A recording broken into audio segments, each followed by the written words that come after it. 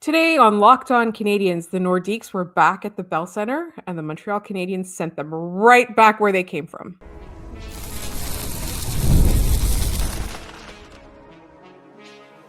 You are Locked On Canadiens, your daily podcast on the Montreal Canadiens. Part of the Locked On Podcast Network, your team every day.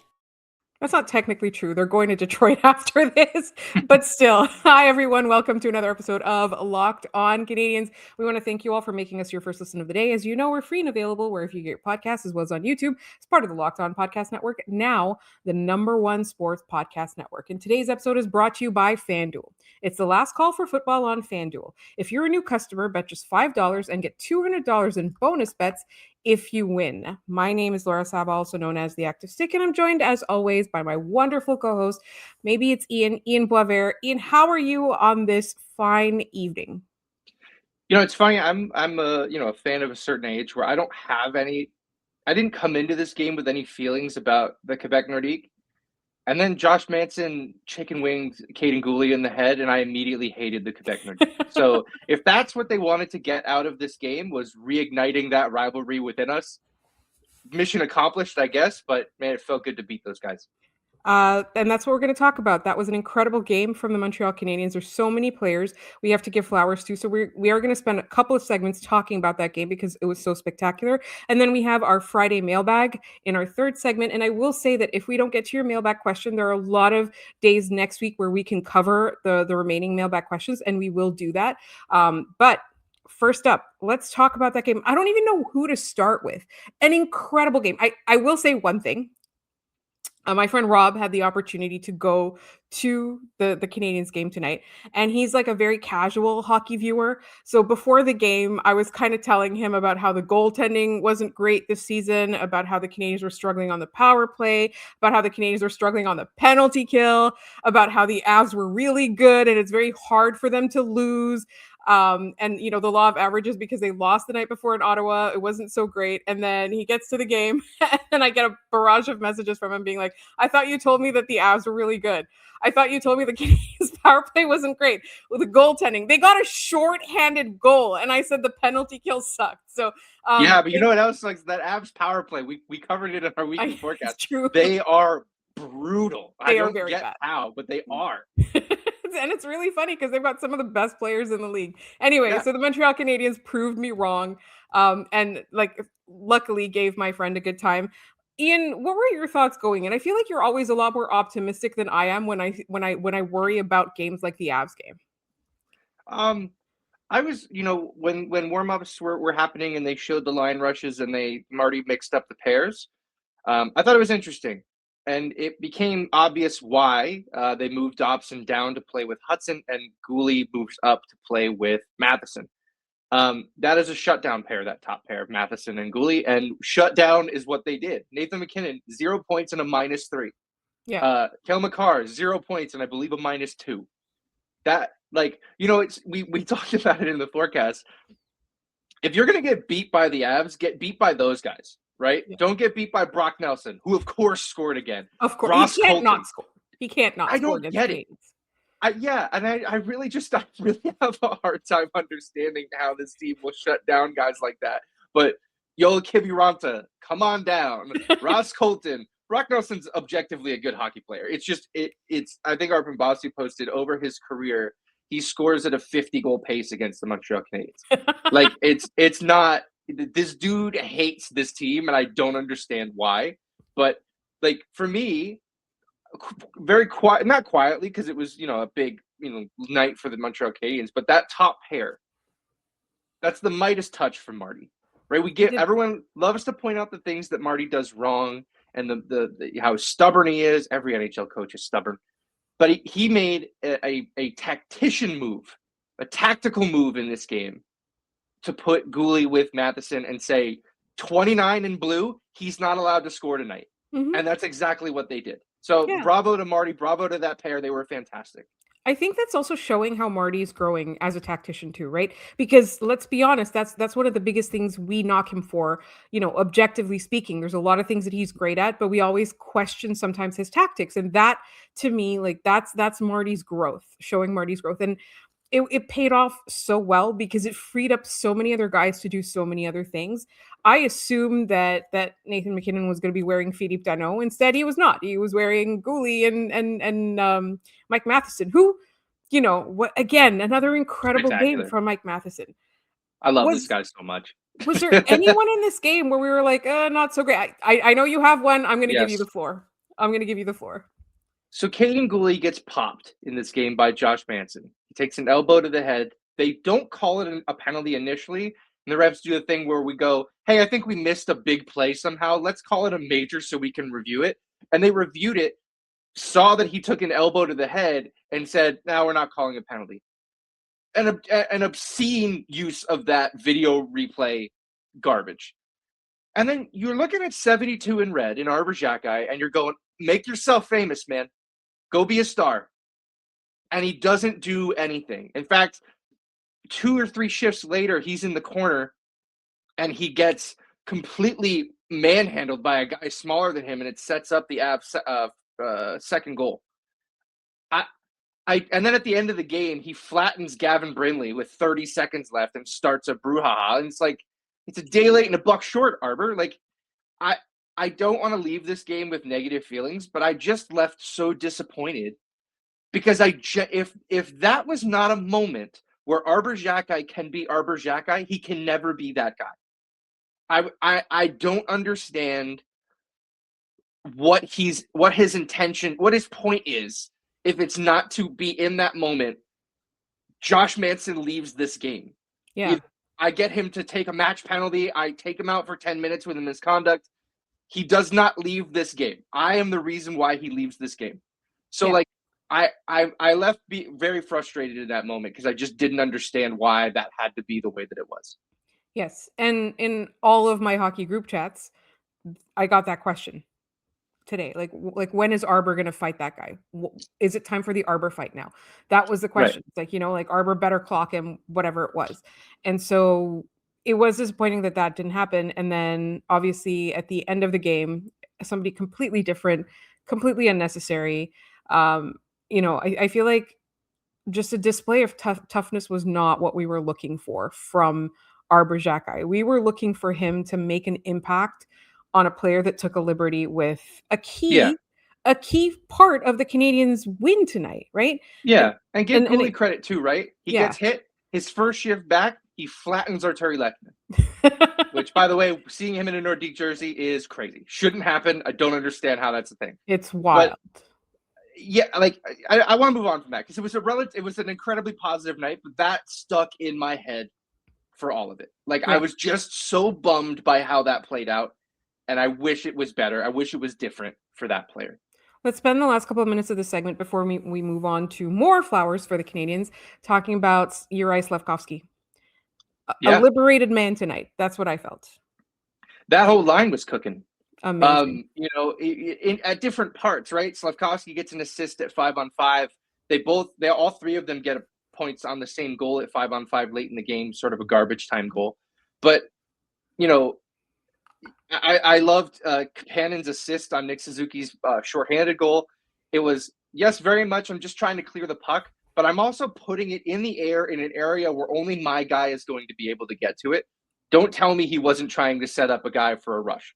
I think the Canadiens went into this game with the understanding this is our last time here for a month. And I think they wanted to take every advantage of that against a team they had every reason to lose to. Yes, Colorado's coming in off the second half of a back-to-back in Ottawa. But you pointed out the law of averages, right? I watched that game last night hoping that the Avs would win because I didn't see this team losing 2 games in a row. And instead they give up 12 goals in back-to-back games. Something's off right now with that Avs team. I don't know what it is. Mm-hmm. But even at the end of this week, they weren't playing all that well. So something to monitor there. But I think the Canadiens saw this assignment as this is our last time in front of this fan base for a month. We have to leave it all out there. And they did. The wave was back. They were Olaying in the second period. The vibes were so back at the Bell Center. And the entire night I was thinking, I have to get back to that building, man. I will say one thing before we move on, and we will spend time on Nick Suzuki in the second segment, but he said, obviously he was the first star of the game. So he said in his comments, he said, we're not going to be here for a month.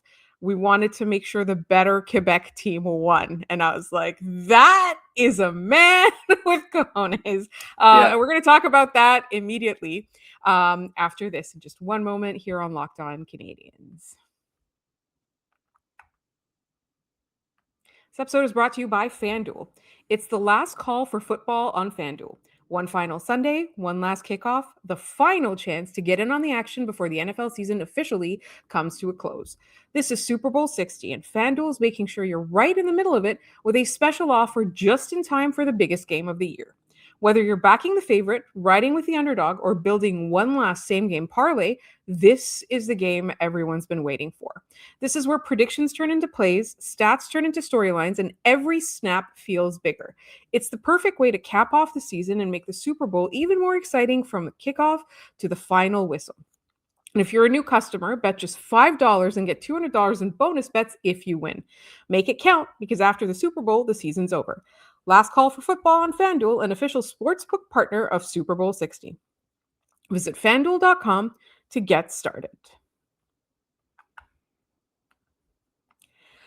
Thank you all for making Locked On Canadiens your first listen of the day, and thank you for making Locked On the #1 sports podcast network. And if you haven't already, go check out our new Everydayer Club. You'll get access to an ad-free audio feed for Locked On Canadiens compatible with Apple Podcasts, Spotify, and every other major podcast app.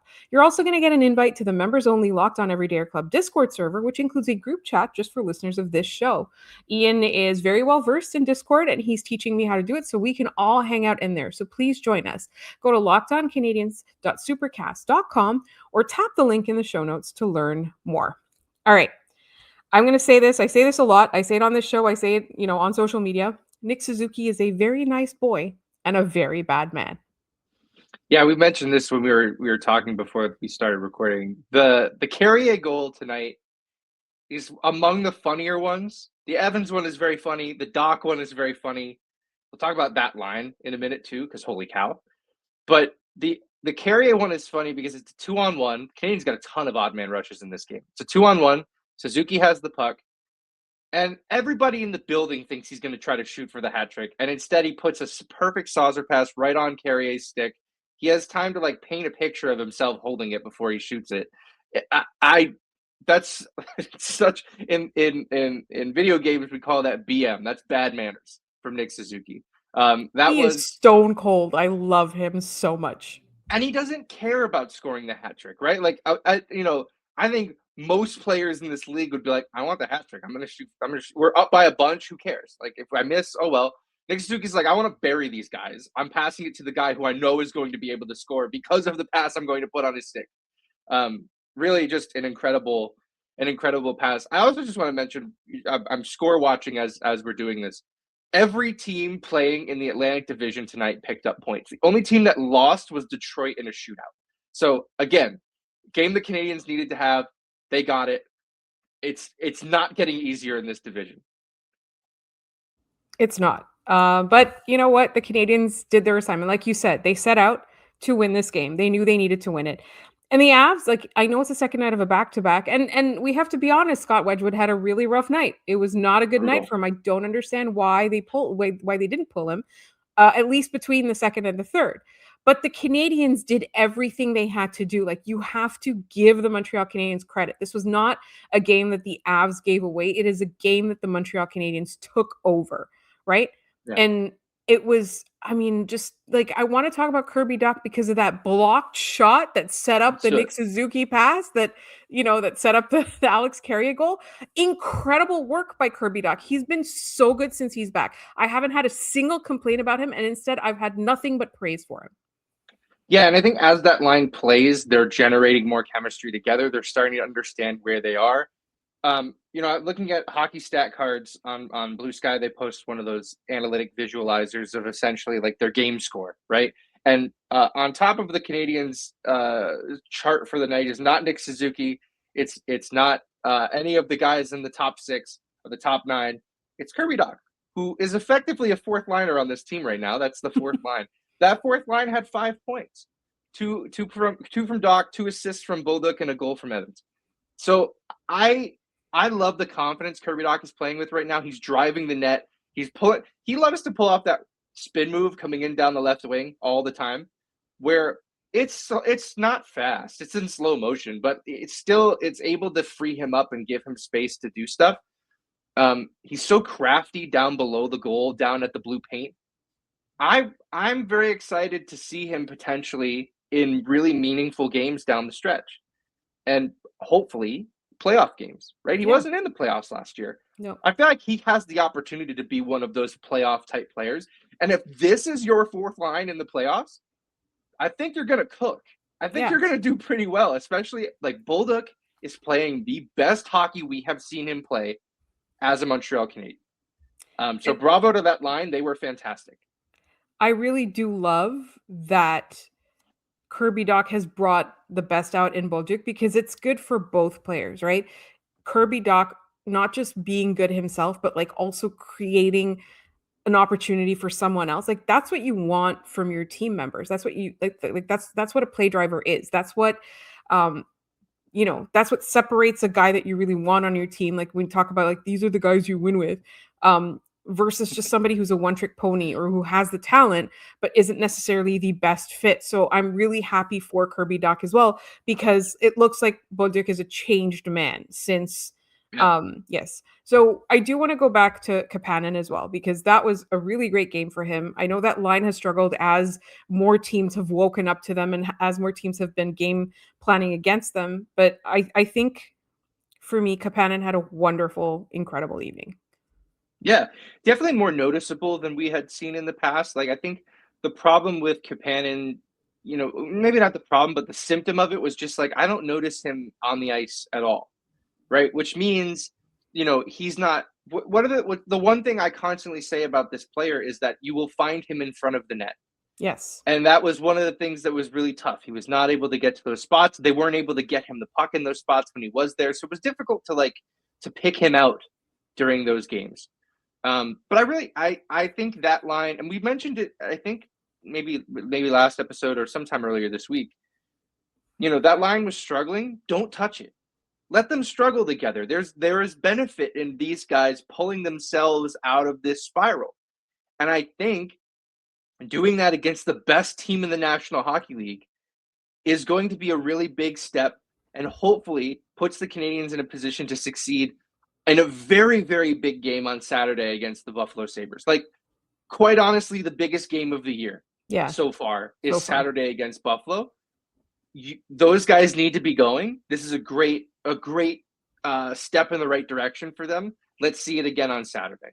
Yeah, and they can't afford to get their foot off the gas. And tonight was the biggest game of the year so far, and then the next one now is even bigger. We don't have a whole lot of time left, but we gotta talk about some of the defensemen. We gotta talk about Jakub Dobeš. Yeah, really, the Dobeš we have to talk about because most of my notes, like 70% of the notes I have, is another big save from Dobeš. He was just like, you'll look at this game and you'll look at the stats and you'll go, save percentage below 90. The expected goal, the goal saved above expected on Money Puck has him at a minus 0.4, which I don't understand. He made so many big saves. He was definitely noisy in his net, but you watch a lot of the saves that he made and he was in control. He didn't really leave his paint unless he needed to. He wasn't fighting the puck. No, he looks confident. He looks like a different guy. That I think I'm really hoping that Vegas game is a kickstart to his season again. Are you riding him again on Saturday? I feel you have no choice but to play Jakub Dobeš on Saturday against Buffalo. That's my personal opinion. But aren't we at the risk of overplaying him in that case? Because he does sometimes when he's overworked, he does tend to slide. He's about to get 3 weeks off. Genuinely, like that's kind of how the Canadiens need to look at this. Like Marty says they want to get to the break being the best version of themselves. Right now, over the last 2 games, the best version of themselves has Jakub Dobeš in net. And I think just the saves he was making against Colorado, I refuse to call them Quebec. They can be the Nordique. They will not be Quebec. the saves he was making against Colorado were not easy. He was making really tough, big saves on the best players in the world. And I just think that you need to keep riding that hot hand while you can. Yes. Okay. Any defenseman you want to say positive things about? We already talked about Mike Matheson. We already talked about Kaiden Guhle. Your Lane Hutson. Lane Hutson looking good against Cale Makar. Outscored him 2 points to none. So, Yeah. I mean, and I think he's closing in on him. He might be even tied after this game or close to being tied with Cale Makar in points. Yes. So the Norris conversation is interesting. It's really him, Makar, and Werenski, and one of those guys is going to win it. And honestly, any of them could. Yeah. You could give votes to any three of them, and I'd be like, yeah, I understand that. Yeah. I think right now the odds are Makar, then Werenski, then Lane Hutson. But you know what? By the end of this year, he's going to change that. Yeah. And who gets 3 weeks off? Lane Hutson. The other two guys got to go. They got to go to the Olympics. All right. Up next, we've got our Friday mailbag. We'll get started with some questions, see how many we can fit in, and that's coming up in just a moment here on Locked On Canadiens. This episode is also brought to you by Quo. New year, new systems. This is the time when a lot of us look at the messier parts of how we run our business and think there has to be a better way. And there is. Streamlining communications is one of the quickest upgrades you can make. That's why today's episode is brought to you by Quo, spelt Quo, the smarter way to run your business communications. Because when your team is reachable, organized, and communicating in one place, you're not just working cleaner, you're creating more opportunities to connect with customers. I love how simple Quo makes everything. Your whole team can call and text from one shared business number so nothing gets missed. Everyone sees the full conversation thread, which makes replies faster and more personal. It works right from your phone or computer, and you can even keep your existing number. And Quo's smart AI tools automatically log calls, summarize conversations, and highlight next steps so details never slip through the cracks. It's no surprise Quo is the #1 rated business phone system on G2, trusted by more than 90,000 businesses, from solo operators to growing teams. Make this the year where no opportunity and no customer slips away. Try Quo for free, plus get 20% off your first 6 months when you go to quo.com/lockedonnhl. That's quo.com/lockedonnhl. Quo, no missed calls, no missed customers. All right, it's time for our mailbag. Like I said, we're going to get through as many as possible, and then the ones that we don't get to do, we will be able to do them next week, right? And also what we have coming up next week, we have our Olympic previews as well. We're going to do the men's hockey as well as the women's hockey. We got lots of fun stuff planned. There's 2 Montreal Canadiens games next week, but there's also like lots of other things, and then we're going to have like guests and stuff, so please make sure that you're subscribed. All right, we're going to do topical ones first. Our good friend Kay asks, Laura, who would cry harder if Guhle is actually hurt and out? Me, you, or Marty? So I don't think Laura or Marty loves Guhle as much as Kay loves Guhle, right? But I don't think Marty or Kay are as big criers as I am. So to me, that's a toss-up, right?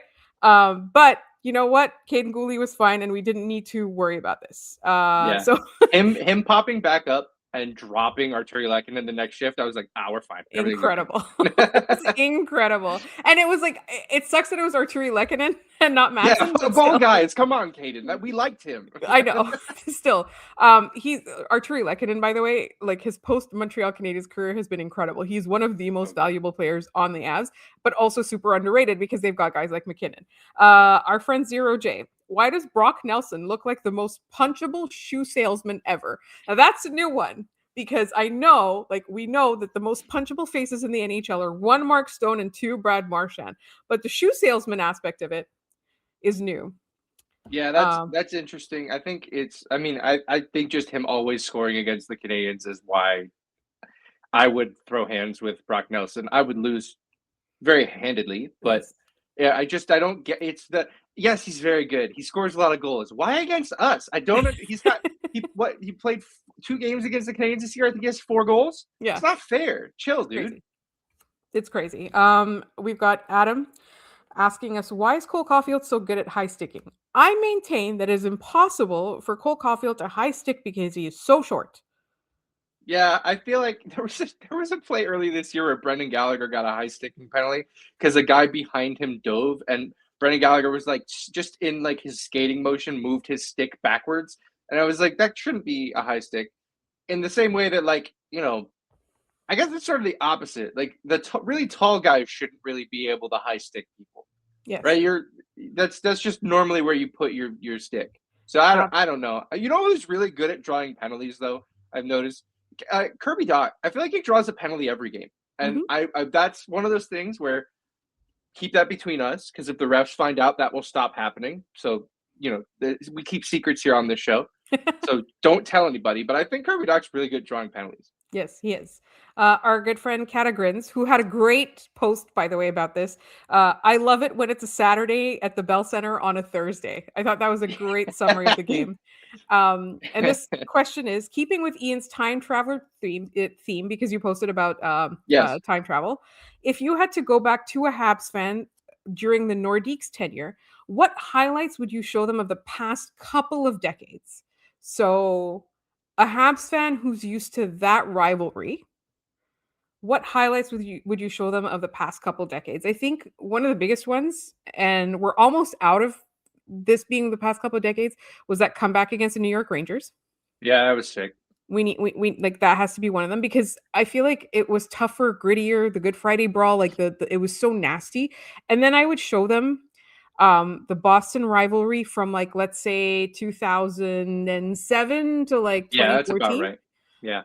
And then I would also show them the Ottawa Senators rivalry, because the team is not as compelling as the Nordiques ever were, but the anger and the hate is that much. What other highlights would you show them? Just show them that game from the preseason game that Montreal and Ottawa played this year in Quebec City. Like, look, we're playing an NHL game in Quebec City. Also, look how hard we punked the Sens in this preseason game, in which they decided to dress like ECHLers to try to tackle Canadiens players. Like, really just in a completely dismissive behavior from the Ottawa Senators. I still think I'll say it's the most electric goal of the last 15 years is Subban out of the box. Yeah. I think you show, if any like Quebec hockey fan was in a coma for the last 15 years, I think that's the first. It's probably the MacKinnon goal to send them to the final, but they'd be like, why wasn't anybody in the stands? I'm like, that's I don't want to talk about that, actually. But look at this one. Look at all these fans who are here. I would show them PK coming out of the box against Boston in 2014. And that massive hit against Marchand. Oh my! Turd style. Was it Marchand or Lucic? It was Marchand. He knocked the wind out of him. He bee-stung him. He turned around and hit him with his back. It was an incredible play. So good. All right, couple more questions. Nathaniel asks, do you ride Dobes until the break? Yeah. Maybe you give Montembeault the one in Winnipeg, the Wednesday night game right before the break. Winnipeg's not very good. Maybe you're able to get him into one in a game where I think maybe Winnipeg is halfway on vacation. There's not a ton of Olympians on that roster. I think maybe you get Montembeault into that one, but Minnesota and Buffalo, Dobes is in for me. Yeah. And then same user. Also, is there something about the guy that makes the Habs score more when he plays? I guess we're talking about Nelson. I don't know. I mean, he was an Islander before he was there, and I see a lot of those games in person, and I still never really understood what his. I think Scott texted us during the game. What's this guy's problem? Like, that's exactly how I feel about this. What's this dude's problem? Why does he hate us so much? And should we go the Eric Cole route and bring him in? Yeah, I would take Brock Nelson on this team. Absolutely. Sure. If only also to take him away from the Avs. We've got 36 Reinbacher asking us, how would you break it to Gallagher that it's time for some rotation? You see, the thing is like, he's such a team first guy. I think he would obviously be devastated, but I think he would take it on the chin and he would learn how to be a player in that role. Yeah. Right. He would learn to be a guy who's not going to be an everyday NHLer anymore. Maybe the rest does him some good. Maybe being away for a couple of weeks recharges the battery and he comes back and he looks a little bit different. But I am like this listener says or wonders, I am starting to wonder if we're getting to a point where he's not an everyday guy. We've got a suggestion from listener Steven. As has been suggested and as is true, you tell him that they need him fresh for the playoffs. They probably only have him this year and next. And if he's going to contribute while also helping with the development of the youth, he needs to take games off here and there. And his suggestion is to have him take one game off every 3. Yeah, that's probably fair. Especially with, the real ticking clock here is Newhook. And it's when Newhook comes back. Laine is practicing. He's swapping in on the first line. I really don't know what's going on there. Newhook is going to play games for the Canadiens again this year. So that's the one that I'm looking at as like, okay, this is the guy you need to be looking out for. Because like before I would have said take Bolduc out of the lineup. I'm not taking Bolduc out of the lineup right now. It's going to have to be Gallagher, or they're going to make a trade at some point. And can we be certain about that? I have no idea. We've got time for one more question real quick. This comes from Spencer. And thank you for the kind words. My question anyways, which I have for you, is do you think the Habs will trade Patrik Laine? I got his jersey and it arrived literally just before he got injured at the beginning of the season, and I feel so defeated because I love him as a player. But after listening to the discourse, including on the Sick podcast, you guys and others, it seems like he's on a square trying to go into a round hole on this team right now.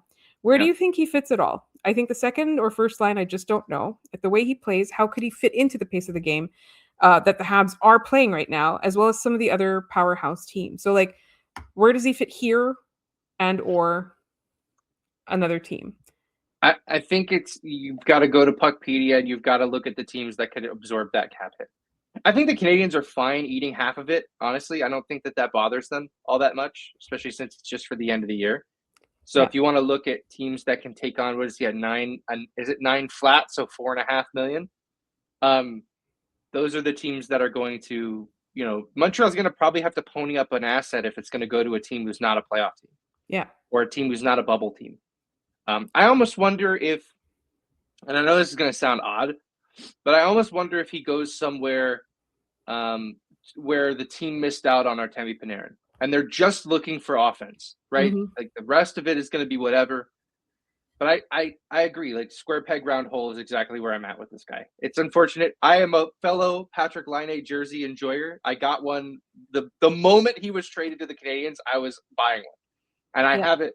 I love the guy. I will always cherish it. Like it's not. I will not look back on that. Or that's. I will still wear that everywhere. Because that's my guy. You can have a guy who doesn't play for your team. It's okay. I just realized, for those of you watching on the YouTube, my ring light is making me look like I have a Cruella, like, white hair strip in my hair. So going forward, I will henceforth be known as Cruella DeVille. All right, it is time for our trivia. For all the mailbag questions that we got on email and YouTube, we will be doing them on an episode next week. Yeah. All right, let's do our trivia. So in honor of Montreal playing Colorado tonight, and Patrice Brisebois was in the building for the game against Vegas on Tuesday. This is a Patrice Brisebois question. Brisebois' last NHL goal came on February 21st, 2009, in a 5-3 win over the Ottawa Senators. It was also the Habs' third power play goal of the game. Who had the other two power play goals for the Canadiens in that game, Laura? Thomas Plekanec and Matthew Schneider. Correct. When I read the question, I said one of them was an okay, and the other one was a what? Like that was. It's very funny that the 2009 Habs recreated a power play unit where 2 of the 5 players could have been on the 93 team. Like it's very funny to me that happened. Yes, Plekanec from Kovalev and Markov, Schneider from Koivu and Higgins, and Brisebois from Hemerlich and Kovalev. All 5 players on the power play unit getting into it there. Super Rain, Francis, and Valkyrie NS all got the question on that one. So thank you for playing. Today's question. Cole Caulfield's goal streak ends at 6 games. Canadiens won regardless. How many points in the standings do the Canadiens have this year when Cole Caulfield doesn't score a goal? So how many points in the standings do the Canadiens have this season, 25-26, when Cole Caulfield is held out of the back of the net? He does not score a goal. He can have an assist, but no goal. If you have the answer, put it in the comments down below this video. Let us know any way you know how, and we'll give you a shout out on the next episode of the show. And that's where this show ends. So I want to thank everyone for tuning in today to Locked On Canadiens. Our next show will be on Monday, where we cover the week as a whole. We cover the Buffalo game that's happening on Saturday, and maybe something fun will come up as well. So make sure you are subscribed to and that you follow Locked On Canadiens so you get all the latest updates. We are all over social media. We're on TikTok, Blue Sky, and Instagram, all as Locked On Canadiens. You'll find my co-host at Maybe It's Ian. You'll find me at The Active Stick. And if you never miss an episode, the Everydayer Club is built for you. Get Locked On Canadiens ad-free ad-free, plus members-only Discord access and more. Head to lockedoncanadians.supercast.com to join the club. And for those of you who are on video, we will send you to the first ever 24/7 National Locked On Podcast Network YouTube channel. On audio, make sure your second listen of the day is NHL Game Night on Locked On NHL, where, you know, they cover every game that happens every night. So it's a great way to get a summary of the previous night's game in the mornings. And we also feature on there from time to time. For example, you might see Ian there on the next episode because the Montreal Canadiens beat the Quebec Nordiques / Colorado Avalanche. Can we just be done with the Nordiques thing now? It's I'm old. over it. I'm over it. I was over it the first time. Anyways, check out Locked On NHL and NHL Game Night on there. We want to thank you all so much for listening, and we will see you all on Monday.